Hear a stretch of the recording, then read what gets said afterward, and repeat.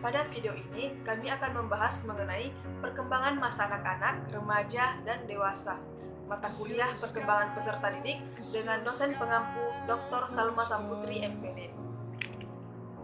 Sebelumnya, izinkan saya memperkenalkan kelompok kami. Kami dari kelompok 7 yang beranggotakan 5 orang, di mana saya sendiri Nirwana, kemudian ada Rosa Amelia, Firnawati, Nurfadilah S, dan Widyawati. Baiklah, pada video ini kami akan membahas mengenai 4 hal, yaitu yang pertama perkembangan anak-anak, kemudian yang kedua perkembangan masa remaja, kemudian yang ketiga yaitu ciri-ciri masa remaja, dan yang keempat yaitu perkembangan masa dewasa. Selanjutnya, saya serahkan kepada setiap pemateri untuk memaparkan materinya.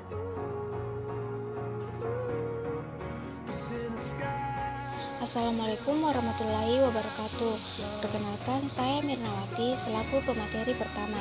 Di sini saya akan membawakan materi mengenai perkembangan anak. Perkembangan anak terbagi menjadi 3. Yang pertama yaitu perkembangan masa bayi. Perkembangan bayi dibagi menjadi 2 periode, yakni periode neonatal yang berlangsung sampai 2 minggu setelah dilahirkan, dan masa bayi yang berlangsung dari 2 minggu sampai 2 tahun setelah dilahirkan. Periode neonatal terbagi menjadi 2 periode, yang pertama yaitu periode pertunet, dan yang kedua yaitu periode neonat. Secara garis besar, refleks bayi ada 2, yaitu refleks mempertahankan diri dan refleks primitif. Periode bayi ditandai dengan beberapa perkembangan, antara lain perkembangan fisik, perkembangan kognitif, dan perkembangan emosi, serta reaksi sosial terhadap orang dewasa. Ada 7 perilaku baik yang sering dinampakkan, yakni imitasi, perasaan malu, ketergantungan, menerima kekuatan di luar dirinya, persaingan, perhatian akan sesuatu, dan kerjasama. Perkembangan anak yang kedua yaitu perkembangan masa kanak-kanak awal, di mana masa kanak-kanak awal terjadi pada rentang usia 2-6 tahun. Pada masa ini sekaligus merupakan masa prasekolah, di mana anak umumnya masuk kelompok bermain dan taman kanak-kanak. Perkembangan motoriknya mengalami penyempurnaan dari keterampilan yang diperoleh sebelumnya. Pada masa prasekolah, anak-anak sudah harus terampil mandi, berpakaian sendiri, serta mengikat tali sepatu sendiri. Beberapa keterampilan bermain yang menggunakan tangan dan kaki juga sudah dikuasai dengan baik. Selain itu, perkembangan motorik halusnya juga mengalami kemajuan, di mana anak sudah mulai menggambar, menggunting, dan keterampilan motorik halus lainnya. Yang ketiga yaitu Yang ketiga yaitu masa kanak-kanak akhir. Masa kanak-kanak akhir sering disebut sebagai masa usia sekolah atau masa sekolah dasar. Masa ini dialami anak pada usia 6 tahun sampai masuk ke masa pubertas dan masa remaja awal yang berkisar pada usia 11 sampai 13 tahun. Pada masa ini anak sudah matang bersekolah dan sudah siap masuk sekolah dasar. Terima kasih.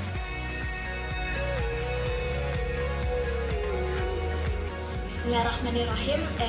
Perkenalkan, nama saya Rosa Amelia akan melanjutkan materi teman saya sebelumnya. Materi selanjutnya itu tentang perkembangan anak yang terbagi atas 5 bagian. Yang pertama yaitu perkembangan fisik. Perkembangan fisik anak cenderung lebih stabil ataupun lebih tenang dibandingkan sebelum memasuki masa remaja, yang bisa kita katakan perkembangannya relatif lebih cepat. Kemudian pada anak akan lebih tinggi, lebih kuat, serta lebih berat. Kemudian anak juga belajar berbagai macam jenis keterampilan. Kemudian kondisi anak yang tenang ini sangat bermanfaat bagi anak tersebut karena dalam ini dapat mempertajam konsep maupun dalam belajar berbagai keterampilan akademik yang diinginkan. Perkembangan fisik anak sangat bervariasi antara satu dengan yang lainnya. Di sini sangat berperan penting yaitu gizi dan kesehatan anak. Yang selanjutnya yaitu perkembangan Yang selanjutnya itu perkembangan kognitif. Perkembangan kognitif juga sangat bervariasi dari anak yang satu dengan anak lainnya. Perkembangan kognitif dapat ditandai ketika pikiran anak dari mulanya samar-samar, selanjutnya lebih konkret lagi. Ini ditandai dengan ketika anak mampu mengklasifikasikan suatu benda berdasarkan ciri-ciri suatu objek, misalnya mengelompokkan buku berdasarkan warna ataupun ukuran buku. Selanjutnya yaitu kemampuan berbicara. Kemampuan berbicara anak sangat membantu orang lain ataupun orang tuanya untuk memahami apa yang sebenarnya yang dimau oleh anak tersebut. Kemampuan berbicara ini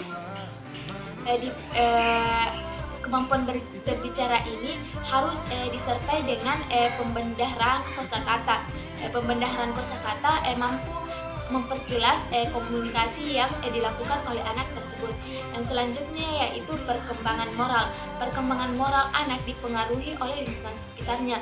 Jika anak tersebut sering mendengar orang tuanya bertengkar, maka di pikirannya akan tersiap kata-kata yang kasar yang telah mereka dengarkan sebelumnya.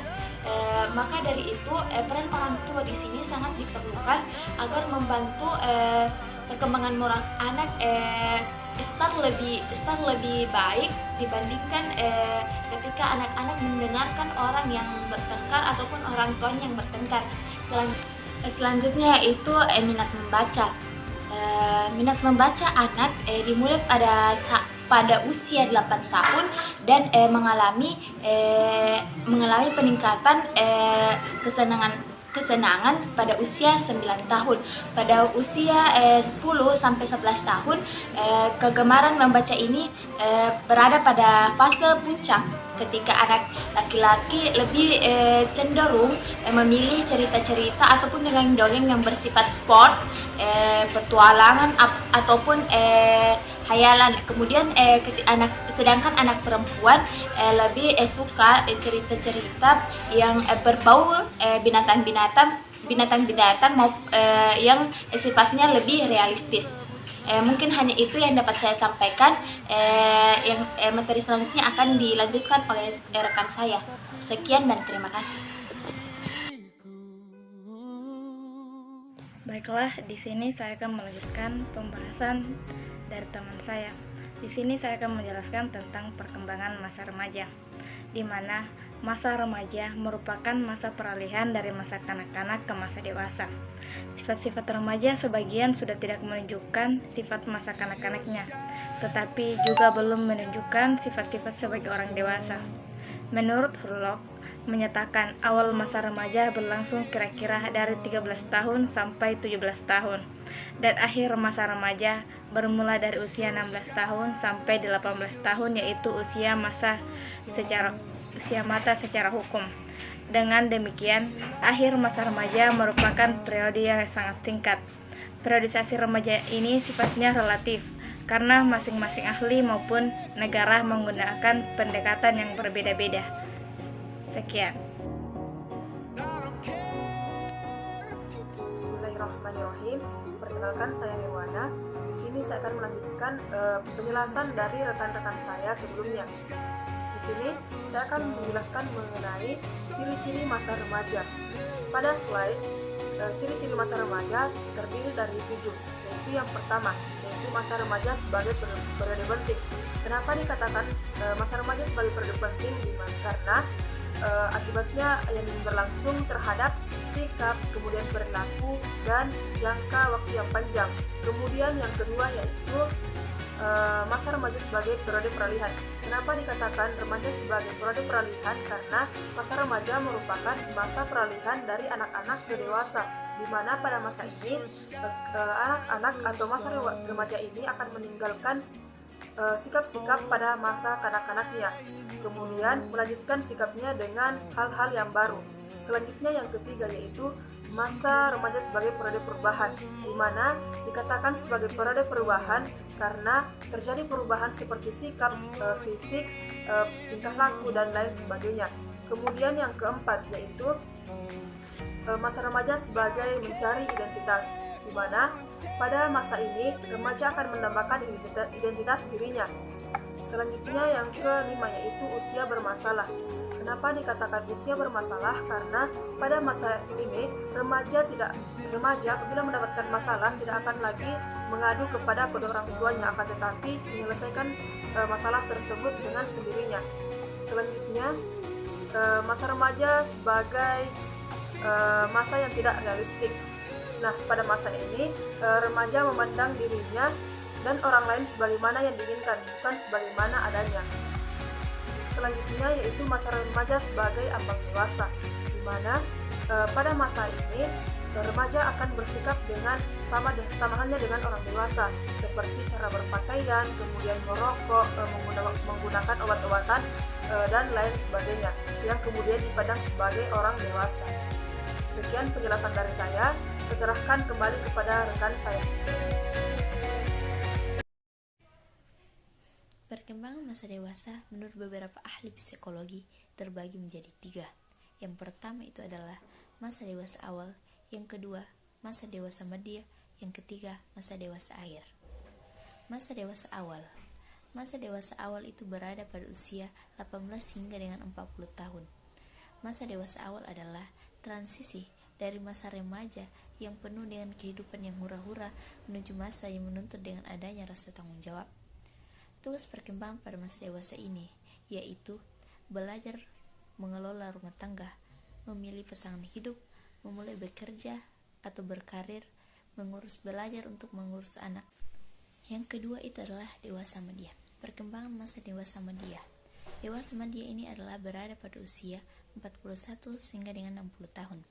Tugas perkembangan pada masa dewasa ini adalah penyesuaian diri suatu individu dengan dirinya sendiri. Tugas perkembangan pada masa dewasa ini terbagi menjadi 4. Yang pertama itu adalah tugas perkembangan yang berhubungan dengan penyesuaian keadaan fisiologis. Yang kedua, tugas perkembangan yang berhubungan dengan kehidupan keluarga. Misalnya, penyesuaian diri kita sendiri dengan keluarga atau orang tua yang sudah lanjut usia. Yang ketiga adalah tugas perkembangan yang berhubungan dengan penyesuaian jabatan atau pekerjaan yang berhubungan untuk memantapkan kehidupan ekonomi.